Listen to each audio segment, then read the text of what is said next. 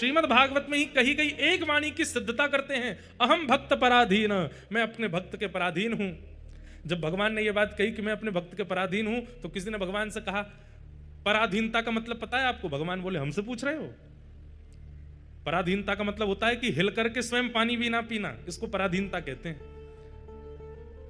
प्यासे रह जाएंगे लेकिन स्वयं पानी नहीं पिएंगे, इसको पराधीनता कहते हैं। तो किसी ने कहा तो आप ये कर पाओगे? बोले करूंगा, अर्चावतार के रूप में यही करूंगा। भूख लगेगी लेकिन तब तक नहीं पाऊंगा जब तक पवाएगा नहीं, प्यास लगेगी तब तक नहीं पीऊंगा जब तक पिलाएगा नहीं, श्रृंगार की इच्छा होगी लेकिन तब तक नहीं सजूंगा जब तक सजाएगा नहीं, नींद आ रही होगी लेकिन तब तक नहीं सोऊंगा जब तक सुलाएगा नहीं, अर्चक के पूर्ण अधीन हो जाऊंगा। इसलिए मेरा 5वां अवतार होगा अर्चावतार। आपके घर लड्डू गोपाल हैं, आपके घर त्रिभंग ललित ठाकुर जी हैं, मेरे पास श्रीनाथ जी हैं, पर इन समस्त ठाकुरों के मूल स्रोत अर्चावतार, सबसे विशेष अर्चावतार कौन से हैं? बोले महाप्रभु जगन्नाथ जी। वैसे इनका नाम क्या है? जगन्नाथ, पूरे विश्व के नाथ। लेकिन रथ पे बैठना हो तो खुद चल के नहीं आते।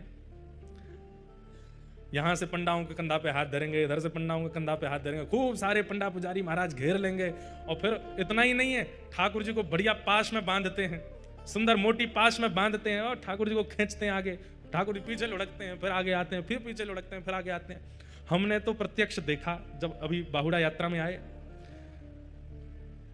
बलभद्र जी निकले मंदिर से, इतने सीधे बेचारे बलभद्र जी सीधे रथ में गए, कहीं भी लुढ़के नहीं, किसी को परेशान नहीं किया, प्रेम से उछल उछल के सीधे रथ में पहुंच गए। सुभद्रा जी तो और भी प्यारी हैं, ऐसे गोद में जाती हैं वो तो, सुभद्रा जी तो नीचे ऐसे ऊपर उठा के ले जाते सुभद्रा जी को।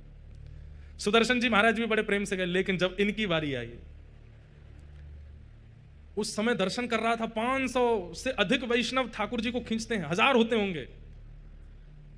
अरे कितने भी भारी क्यों ना हो, खूब प्रेम से उड़ जाते हैं। जो अर्चक समय वो सब बताते हैं, बोले कभी तो इतने हल्के हो जाते हैं कि ऐसा लगता है कि कोई फुआ रुई का उठा लिया हो। और कभी कभी महाराज जी प्रत्यक्ष देखा, कभी इधर वारी इन पर गिर ही जाते हैं, बिल्कुल दया नहीं करते, नीचे आगो तो खेल रहे हैं, ऐसे गिर जाएंगे, फिर यूं हो जाएंगे, फिर पीछे की तरफ जाएंगे, फिर आगे की तरफ आएंगे, कभी यूं हो जाएंगे, खूब आनंद करते हुए जाते हैं ठाकुर जी। क्यों? अहम भक्त पराधीन, पराधीन है।